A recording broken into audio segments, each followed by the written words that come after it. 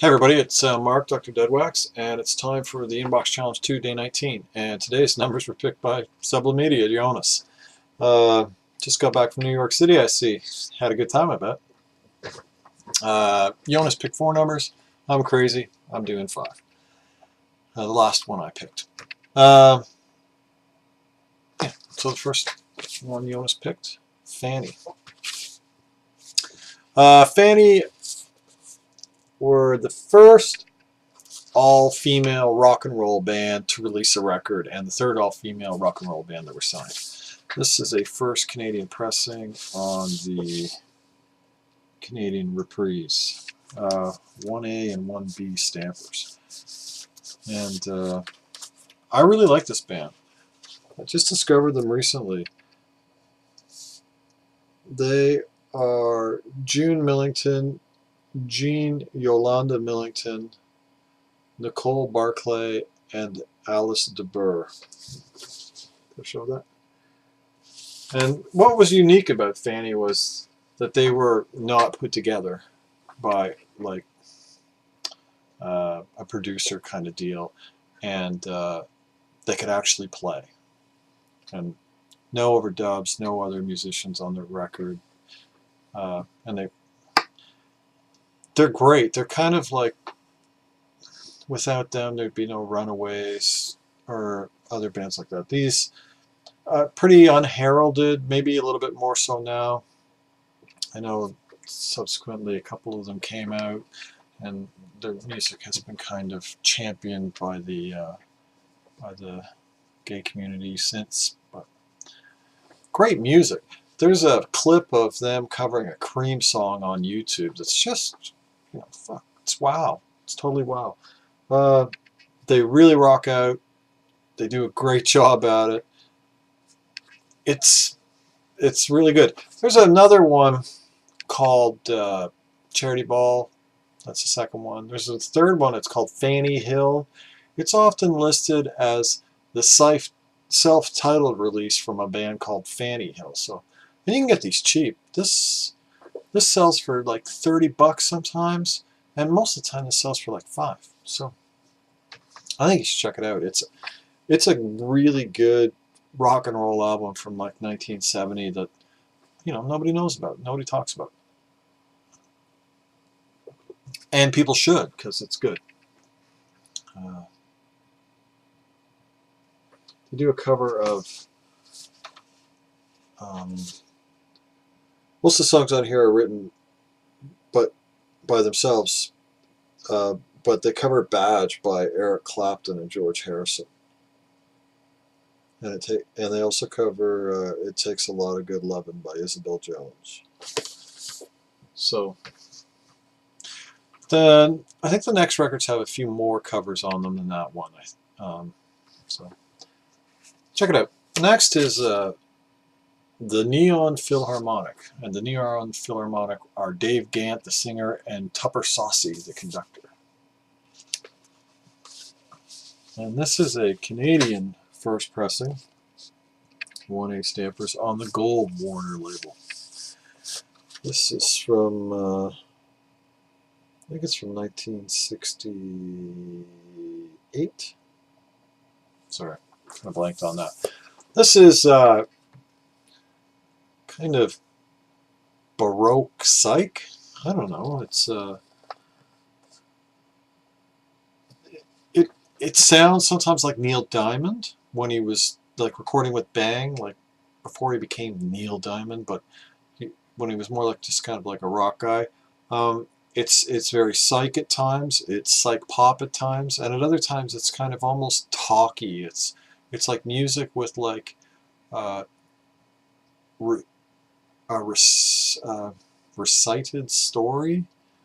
A couple of them, Long John the Pirate, and I can't remember what the other one was. Harry, I think. They both have that kind of. Maybe it wasn't Harry, but anyway, they have that kind of just kind of talking over the music. So it's kind of weird. It's a pretty weird album, but it's pretty good. And this is like, except for the ringware on this, and the hole punch, this is a gorgeous copy. I couldn't believe it. I'm getting really lucky here today. These are both great copies. And that's fun. I don't know quite how to describe it, but it was amusing. Next is Jan Garbarek and Places on ECM.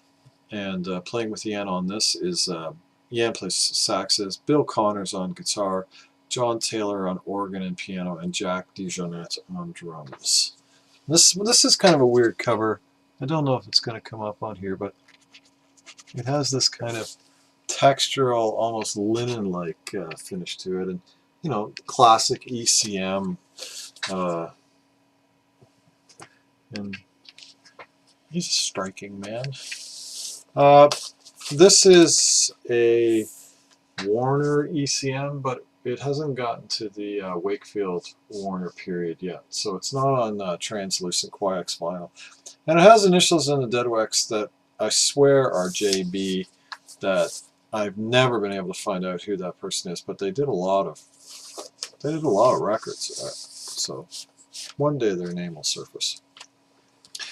This is another one of these atmospheric ECM recordings. Sonically brilliant, a really good listen, not essential. You know, I'm a completionist with ECM. I think almost everything on the label's worth owning, in my opinion, but I'm trying to point out what people should definitely go out and find. If you enjoy this kind of thing, you should buy it. Here's a record that surprised me with how good it was. This is Jean, Ammons, and Friends at Montreux, and it's on Prestige. It's on the it's on a Chartreuse Prestige label. And this is a Canadian pressing, but it has it's just first plates. 1973. I know when I bought this, I didn't know who was on this record.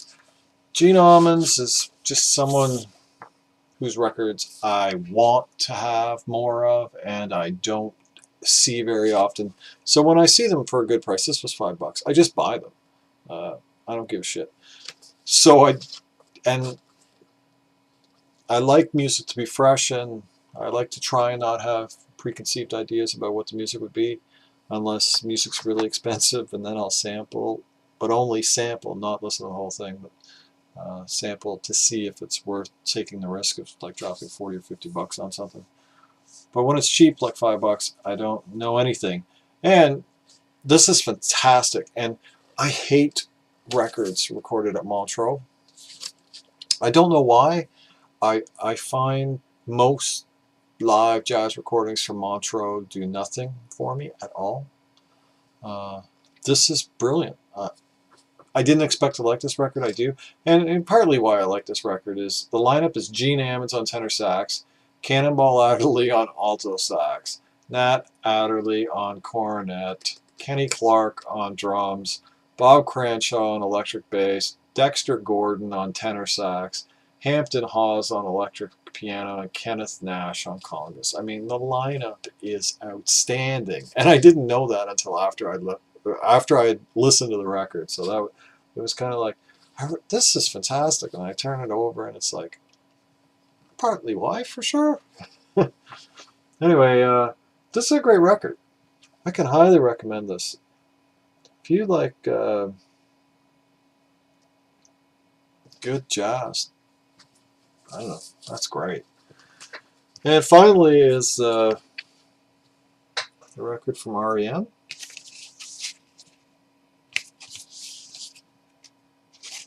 This is one of these How Does It Go covers. It's got a picture inner sleeve. This is a Canadian promo pressing, gold stamp, as we can see there. And this is on a on a gold IRS label, which is kind of unusual. I can't think if I've ever seen that before. And it's on the, it's got a CR in it, but not CR in a circle, but that's just, usually the CR is in a circle, but it still means that it's SynRAM, which is never a good thing for the sound quality, except this is stamped sterling in the dead wax, so it's actually really well mastered, so it's got that going for it. And for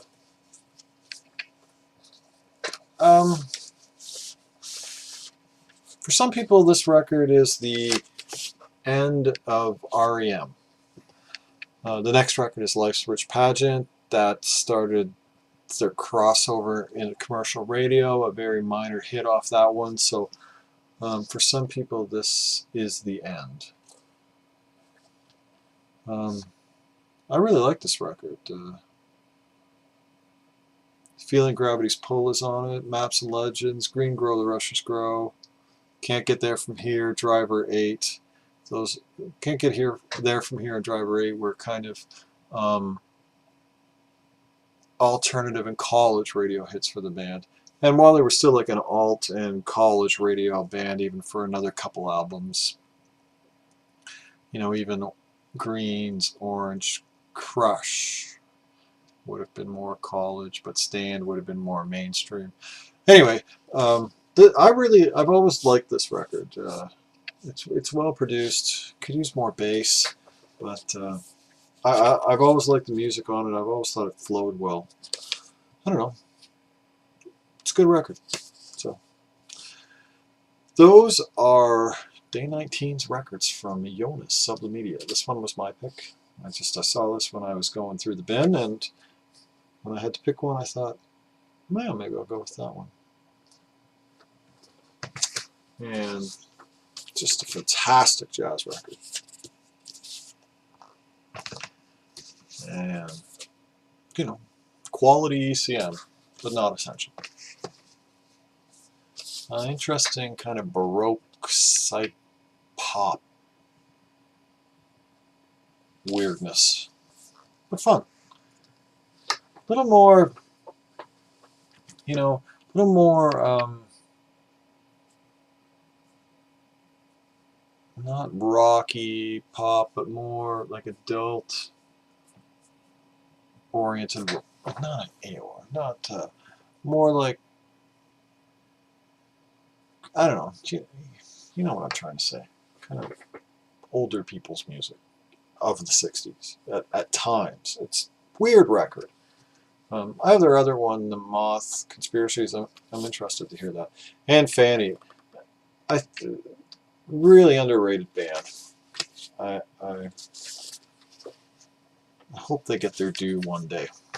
I think they should be in the Rock and Roll Hall of Fame. Anyway, that's it. Day 19 is over. Thanks for watching, commenting, subscribing, just being there. Have a great day, everybody. Keep the record spinning.